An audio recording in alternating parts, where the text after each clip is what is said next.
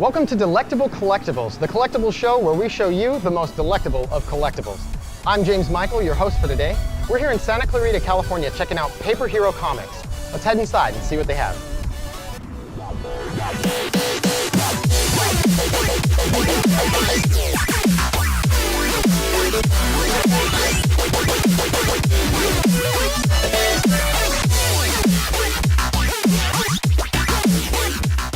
We're inside Paper Hero Comics with Kirk, the owner.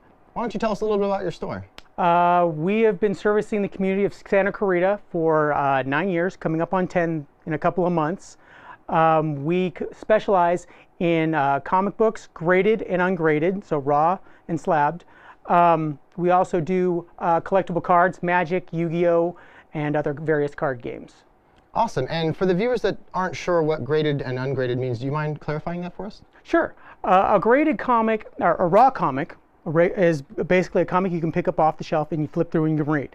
A graded comic is something that is sent off to a service which will then evaluate the condition of the comic book and then encapsulate it so you can no longer read it, but it is preserved it for posterity forever. Wow. And that makes it much more collectible. Yeah, it sounds like it. Yes. So, could we actually take a look at some of those today? Most definitely. Take a look at? Awesome. Most definitely. The first book we have is Daredevil #1. So the first appearance of Daredevil. So this is the first appearance of Daredevil, and this is just so you can understand is that the grade is here in the top left-hand corner. Mm-hmm. That's the condition of the book. It goes from 0.5 to 10 technically, but 9.8 is technically the highest grade you can get, but there are what we call grade variants of 9.9 and 10s. Very impossible or very rare to get.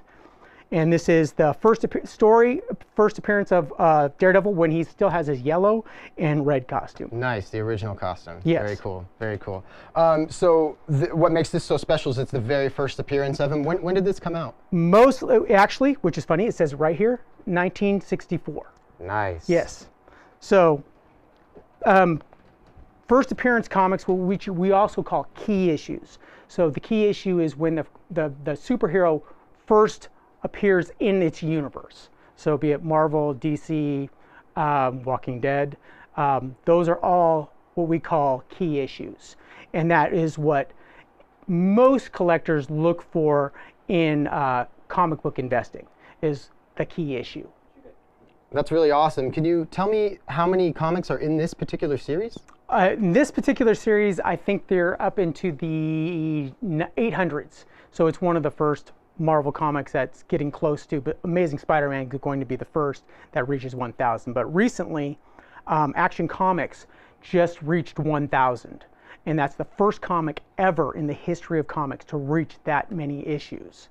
Nice. It's an iconic platform to reach is 1,000 comics.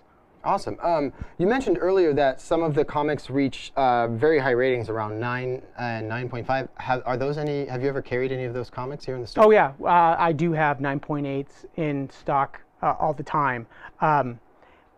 But that the condition actually affects the value of the key issue. So the higher the number, the higher the value. The lower the number, the lower the value. It's kind of, in relation to what the condition of the comic is.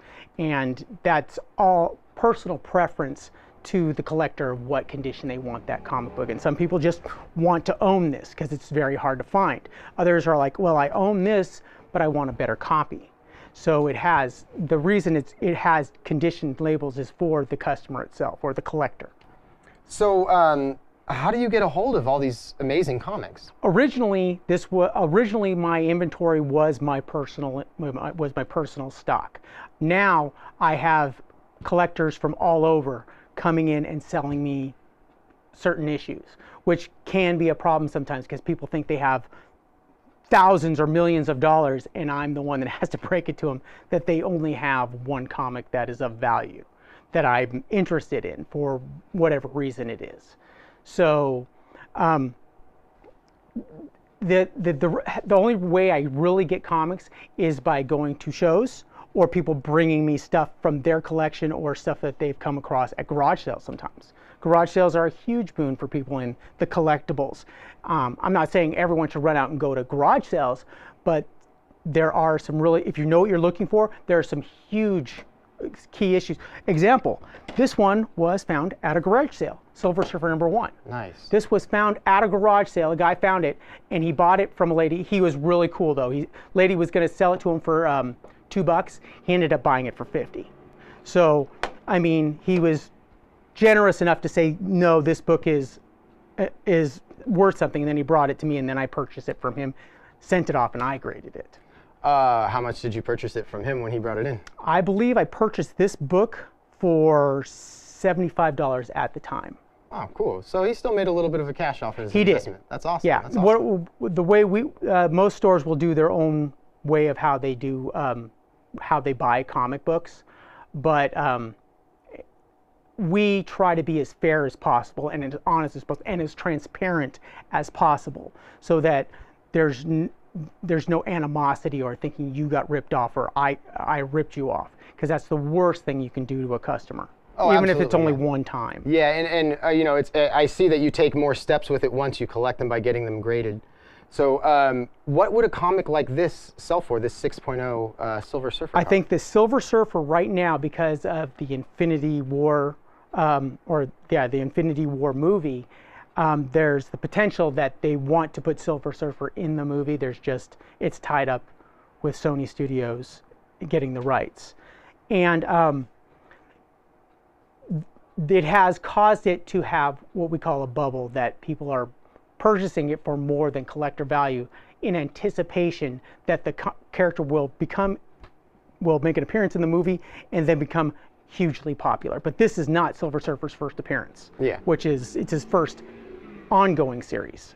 So that's the difference between his first appearance and an ongoing.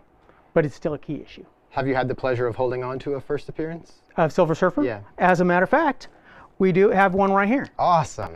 So this is the first appearance of Silver Surfer and Galactus, which is something that they're going to be possibly touching in the Infinity War, but we don't know what the second movie is going to look like. But this is a first appearance of Silver Surfer. That's amazing. And what does the price tag on this guy look like? This one is, I think, close to $800 or $900 now. Wow, that's quite. Yeah, and I'm sorry, I did avoid this one. This one I think is selling for $600. Wow, awesome! These comics look absolutely incredible. Do you have any other like crazy, just for pop in really quick? Just we want to show somebody some really high-end, expensive cards or anything like that you have? Most definitely. Awesome. Let's take a look at one of those. Here we go. This is Magic the Gathering. This is a Bazaar of Baghdad. This card is going currently for $1,500. Wow. Yeah. So Magic the Gathering, another thing you can pick up at garage sales because people don't know what they have, or they just think it's a childish game. As a matter of fact, that there's super valuable cards in this game itself because it's the oldest game of its kind. Everyone knows what Pokemon is. This came before Pokemon, and it's still one of the biggest games in the world today. And let's see. Oh,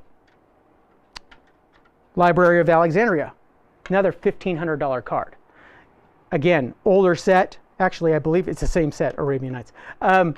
Older set card, $1,500, and it's been around forever. And collectability for each game is kind of dictated by the company that makes the games in regard to cards. So when I say that is that these are what's called on a reserve list. They'll never be printed by the game again.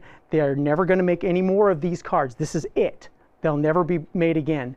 And so that's what's causing these to be collectible, because they are good cards in the game. They're playable, very playable cards in the game in a certain format, and they'll never be printed again. That's what's caused them to spike in value. When did these cards come out? This came out in Arabian Nights.